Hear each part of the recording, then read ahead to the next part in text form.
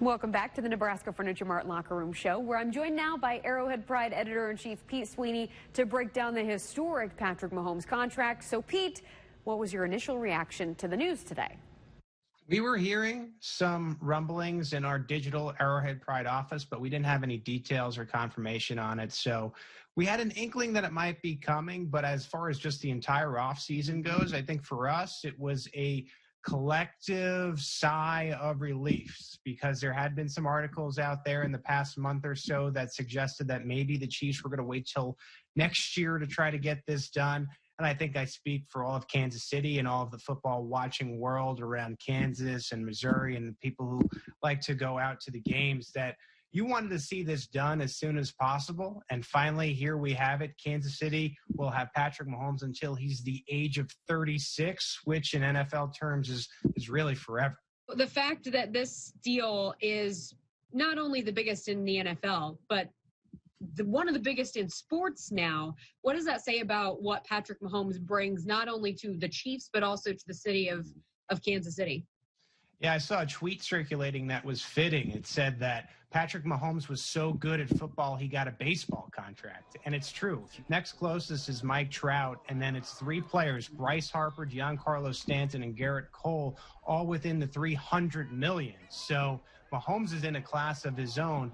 And what's wild about the deal is not only is it the richest contract in sports right now when you talk about the four major sports, but also because it's not tied to the salary cap, which some people thought it might be because of just how good and young a player he is, because it's not tied to the salary cap, even though it's the richest contract, it still is somewhat team friendly because as the years go on right now, you're not talking about a 3 or 4 year deal. You're talking about 10 years. So 10 years may come and quarterbacks may be making $50, $60 million, something in that range. So this, by the end of it, will look really good for the Kansas City Chiefs. Yeah, it's friendly for both Patrick because he gets his long-term deal, but it's also friendly for the team. You said you heard murmurings of this unfolding, but 10 years, does that seem like a lot for just any kind of NFL player? Well, let's be honest. The last time we heard of anything about a 10-year contract, we were making fun of John Gruden and the Oakland Raiders, and now they're the Las Vegas Raiders, of course. But I look at the 10-year contract for Patrick Mahomes. This is the type of person that should be receiving a 10-year contract. Maybe not going with a coach who hasn't had a successful, consistent career in the past, but you have the 24-year-old who has only, won the NFL MVP in his second season, led the team to a Super Bowl, got the Super Bowl MVP, got a Pro Bowl MVP. He looks to be the quarterback that Andy Reid has always wanted. Andy Reid's dealt with some talented quarterbacks in his day, but this is finally the quarterback that took him to the promised land. And he's just so young. What's wild is that Mahomes is probably still 3 years from his prime. And this is a guy who has had 50 touchdowns in one season. It seems to get better each and every week.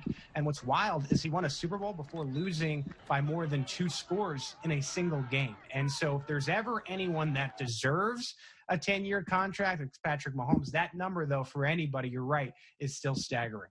Okay, so bigger picture question, and I know that this kind of puts a little damper on everyone's excitement here in Kansas City because we're all like, yeah, we've got Patrick Mahomes for the next 12 years. But there's another contract that has been in the works. Chris Jones, does this signal bad news for him, or can they still work something out with him too? I think the idea that the Chiefs could possibly give Chris Jones a long-term contract after committing to the richest contract in sports history, it would be hard-pressed for me to believe that. If I'm Chris Jones and his people, with his people right now, what I would say is sign the franchise tag, which is $16.1 million. In your career so far, you've only made about $6 million, so you get paid the 1 year, and you kick it down the road until next year, and hopefully there's a situation where you can finally get the contract in Kansas City or elsewhere. But this is a train that's moving. This is the team that had to pay Patrick Mahomes, so Chris Jones needs to either, at this point, get on board, or he's going to, I think, start messing with his own career because he doesn't really have the leverage right now. That's part of the CBA and what everybody agrees to. It doesn't seem the most fair, but the Chiefs have his rights. So I think the best possible thing for him to do is sign this franchise tag, play your heart out, have another season where you lead the team in sacks. It would be the third consecutive year that he does that. And maybe you can get a contract from the Chiefs next year. And if you don't, they move you and you go to a team where you do make the money you're looking for. Yeah. So my last question for you is two parts. What were you doing 10 years ago, and what do you think you'll be doing 10 years from now?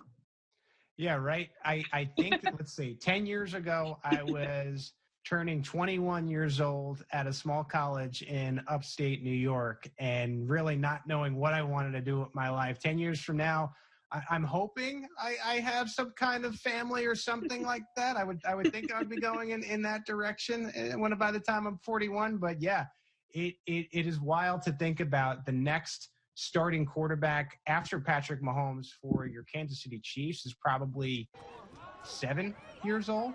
Maybe 8 years old. It could be 9, something like that. So, yes, 10 years is a really long time. Crazy to think about that and put that in perspective. Thanks, Pete. It was also a big day for Major